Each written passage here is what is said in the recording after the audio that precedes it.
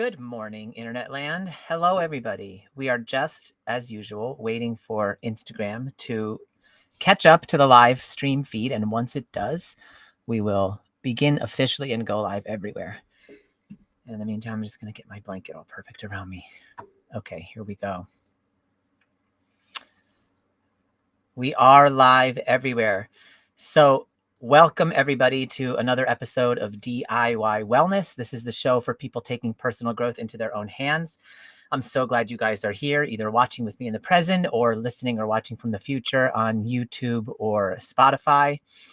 And today, the topic that I want to talk about is something that is near and dear to my heart, which is befriending your mind by learning its name.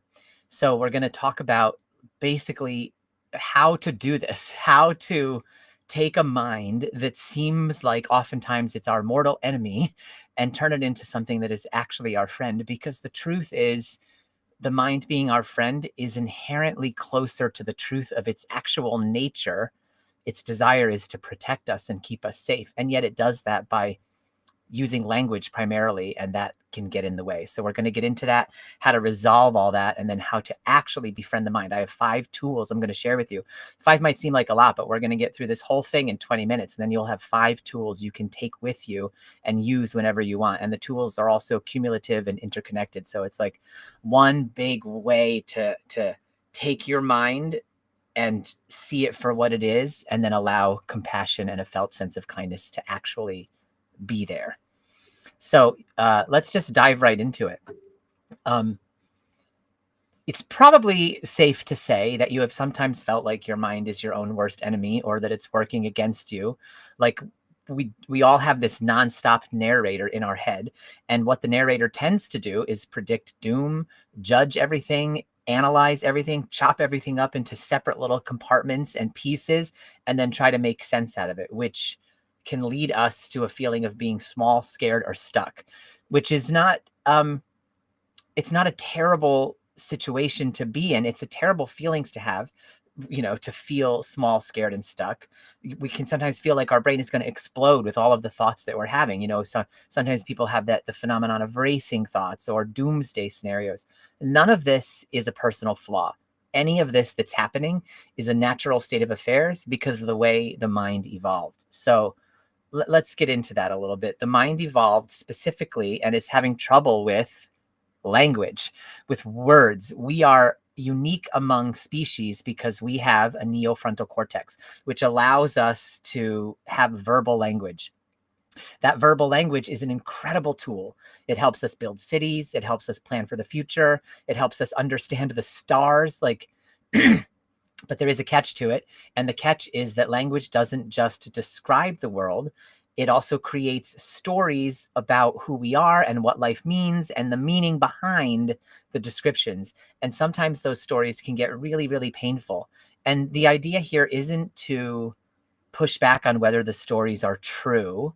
The idea is to be clear on the fact that the stories aren't us. The stories aren't reality. It's my personal belief that nothing made of words can be inherently true, because words by their very nature are symbolic. So deep down at the root, when I say something like, this is an apple, the only truth is if you're holding the apple, that's the truth. The words that I say, this is an apple, those are not the truth. They are a signpost pointing at the truth of the apple, but they're not the apple. So that's just one thing that you can to help give you some space. Like, your thoughts are not facts. You might hear things in your brain like, I'm not enough. Everything always goes wrong. If I feel this, I'll fall apart. But these are just thoughts. They are not facts. And when we believe in our thoughts completely, it's like we get fused to them. Psychologists call this cognitive fusion. We get so entangled with our thoughts that they start to feel like absolute truth. When that happens, we no longer even realize, oh, I'm believing my thoughts and I'm believing them to be true. We just believe. It's like, you look at the sky and you see blue and you think, okay, the sky's blue. Like, that's just a belief. You're not out there questioning whether that belief is causing suffering or whether it's true or not. It's just a belief. Beliefs control our perceptions because we don't doubt them at all. And so they're just in there controlling and narrowing the band of perception with which we see the world. So what do we do about it? Well, we do something called cognitive diffusion. Diffusion is the gentle art of creating space between you and your thoughts. It doesn't mean pushing thoughts away. It doesn't mean pretending to be positive. Like none of that will actually work. All of that will backfire too. So don't try to push thoughts away. Don't try to act positive if you're not feeling it. All this means, cognitive diffusion just means seeing thoughts accurately, seeing them just as they are, seeing them for what they are. They are thoughts. They are not facts. They are not orders. They are not identity specifically. When you diffuse from your thoughts, you can befriend your mind instead of battling your mind. And so that's what we're going to get into now today, is these 5 simple science-backed tools that will help you diffuse so that you can live with your mind in whatever state it's in and still go about your day. So the first tool, and this is what the name of the episode is based on, is this tool, and it's called Name Your Mind. So this tool comes from acceptance and commitment therapy, and it's a practice, as I mentioned, called cognitive diffusion. So here's what you do to name your mind. There's 3 steps to this. The first step is to pretend your mind is a separate character, like a radio DJ or a worried friend. And then step 2, give that entity, give your mind a fun, fitting name. And this can be any name. You can't get it wrong. If you can't think of a name, you can call your mind no name. Hey, no name. Or you can call your mind mind. Like you really can't get this wrong. I call mine Buster. So that's because he busts my chops a lot. And so that's the first step, right? Pretend your mind is a separate character. Second step, give it a name. Mine is Buster. And then the third step is when your mind starts chattering away, which will be inevitable and will happen within moments of you giving it a name, you can say things like, thank you for your input, Buster. Or, that's just Buster doing his thing again. And suddenly there's a more clarity within our felt sense reality that, that's just my thinking.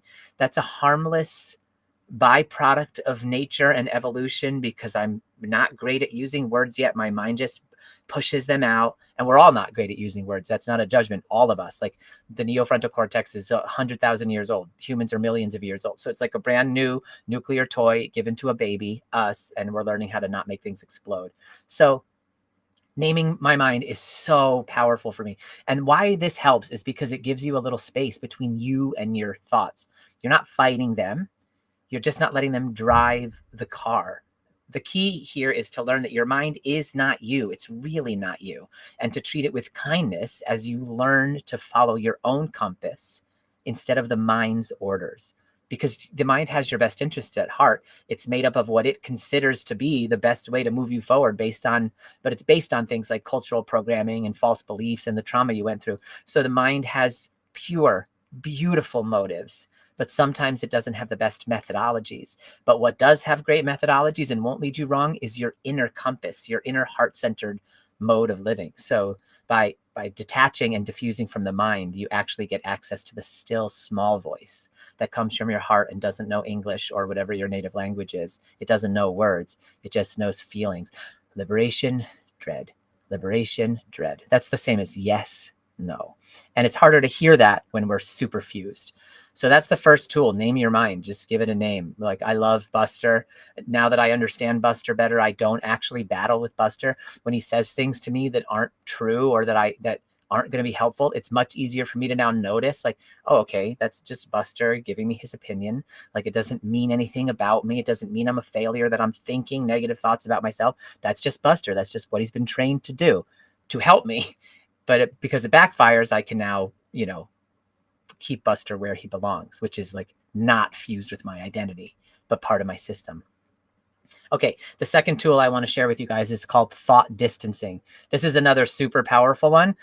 So just bear with me while I explain it. The steps are a little convoluted, but it's actually really simple once you start to do it. So step 1 is to pick a sticky or scary thought, like I'm not good enough. Any thought that you think all the time that you're like fused with, and you're like, I hate thinking this. I don't want to think this anymore. And so you just say it out loud the usual way at first. This is step number 2. So step number 1, pick a thought. We're going to do, as an example, I'm not good enough. Step 2 is you say it out loud the normal way. I'm not good enough. And then you do that 3 times. I'm not good enough. I'm not good enough. I'm not good enough, so that you get it out into the ether. And then step 3 is you add these magic words in front of that. I'm having the thought that. And so now you'll say out loud 3 times, I'm having the thought that I'm not good enough. I'm having the thought that I'm not good enough. I'm having the thought that I'm not good enough. And then step 4, you kind of just notice how that feels different in your body and your brain, to be noticing the thought you're having instead of believing the thought you're thinking. And then we're going to actually create another layer of distance by adding the phrase, I notice, in front of all the rest. So after you've said the thought 6 times with the normal way, 3 times the normal way, 3 times by adding, I'm having the thought that, and now you're going to do it 3 more times with the phrase, I notice, in front of all of that. So this will sound like, I notice I'm having the thought that I'm not good enough. I notice I'm having the thought that I'm not good enough. I notice I'm having the thought that I'm not good enough. You say this long ass sentence out loud and you watch as the thought loses all potency, literally all potency. So this helps because it shows your brain that you're having a thought rather than being the thought, that you aren't, it isn't true about you. It's just something happening in your brain. It's happening because of Buster or whatever name is that you give to your thought. So this creates a really healthy distance. And for me, on a personal level, if you can't do this one out loud, you can also do this on the subway and do it to yourself, and it's fine. It will still work.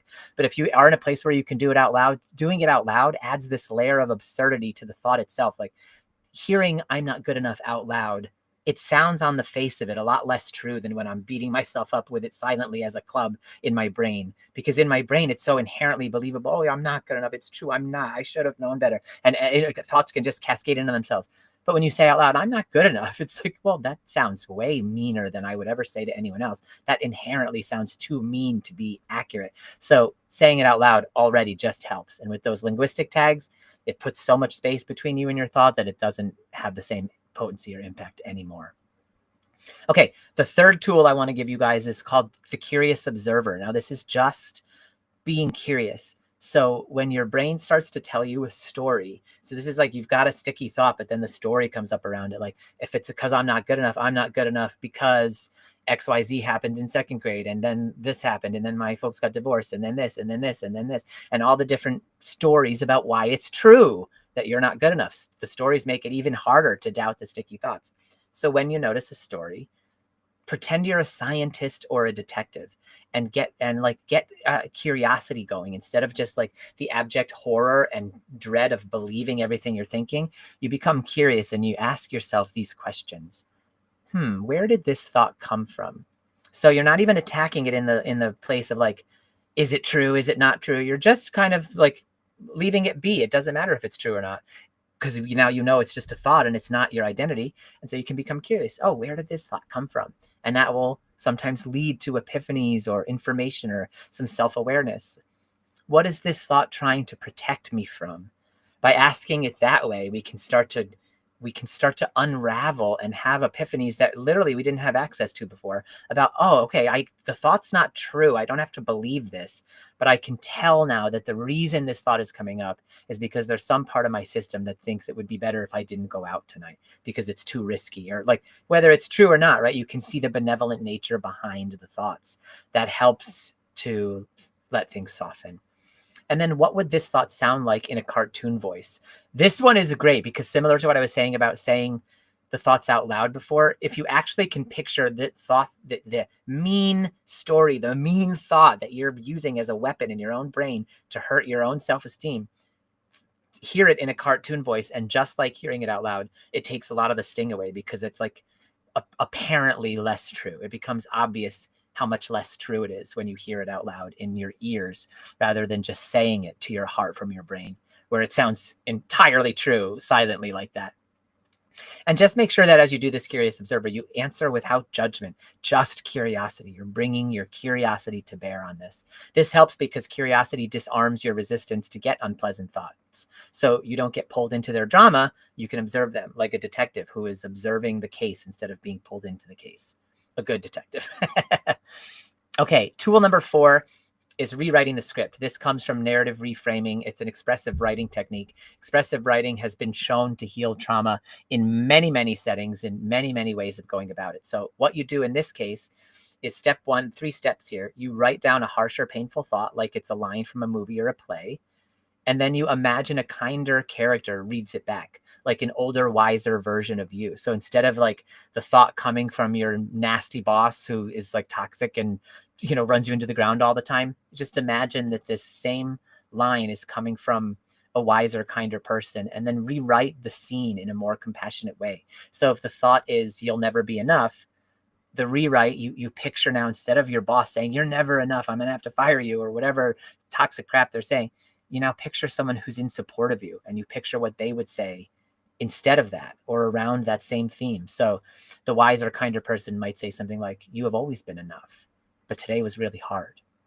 And so you can actually feel as you do this, like take the courage and take the bravery to go and actually do this. Don't just hear me talk about it, because when you do them, the visceral felt sense comes in and you go, oh, that rewritten thought feels inherently truer. It's more like what I would say to a friend. It's more like what I deserve to hear. And read it out loud with kindness in your voice, and that will really help to cement it in. This out loud thing, I can't harp on it enough, because we do most of our psychological dismantling quietly to ourselves and our brain. So saying things out loud makes them obviously crazy. And this helps because it shifts the script and becomes the loving, you practice at retraining yourself to become this like loving narrator of your story, rather than a critical judge who's always looking for every mistake you could possibly make, like probably your parents and teachers used to do, which is where we get that BS way of being. Like, life isn't out looking for all of your mistakes all the time. Life is just out here cheering you on. And that's what our minds want to be doing too. They want to be, but they've learned this other way from culture, and we're going to help them unlearn it. So the last tool number 5, this is called the thought parade. This comes from acceptance and commitment therapy, and it's like a playful form of diffusion. So in this case, this one's very much like a meditative. You can do it eyes open or closed. But step 1 is you picture your thoughts as like floats or characters in a parade. Like, you can just picture the words like strung together, like floating by, like, I'm not good enough. Like, you always make mistakes, whatever the thoughts are. And you just like let them float by you, literally like characters in a parade. Some will be loud, some will be weird, some will be really annoying. And you're standing on the sidewalk in this imagination, just watching them go by. You can wave, you can smile, you can even say, wow, that's a dramatic one. It's okay. Just let each one pass. No need to chase it. No need to fight it. No need to judge it. This helps because you realize your thoughts can come and go. It helps you really understand that you can stay grounded on the sidewalk no matter what is going on in your mind. You are not your mind. And so Buster can be going wild and crazy and having racing thoughts, and I can stay grounded on the sidewalk in my equanimity as the observer, not the float. This allows recognition of the real me as entirely separate from my thinking mind, which my thinking mind has been taught to think this way. So even if you're having the most crazy, murderous, angry, dark thoughts, they are not you. They don't indicate anything about you. They have nothing to do with who you are at your deep core level. They're cultural, and they're based on your experience. So try these out. Try befriending your mind by learning its name, and then practicing these other tools to diffuse and diffuse and diffuse as much as you can. And then see what that felt lived experience is like when you have a little bit of distance from your mind. If this resonates and you know anyone else who might enjoy learning these tools about how to befriend their mind by learning its name, then please feel free to share this episode. It's available on Spotify and YouTube, and DIY Wellness is live every Tuesday at 8:30 a.m. on your favorite social media platform, Eastern Time. So until next week, keep taking personal growth into your own hands. Much love, everybody. Oh, and if you try this out, share your experiences in the comments. I'll always get back to you guys. I love to talk about this stuff and spread the word about wellness as far and wide as we possibly can. Okay, until next week, much love. Bye, y'all.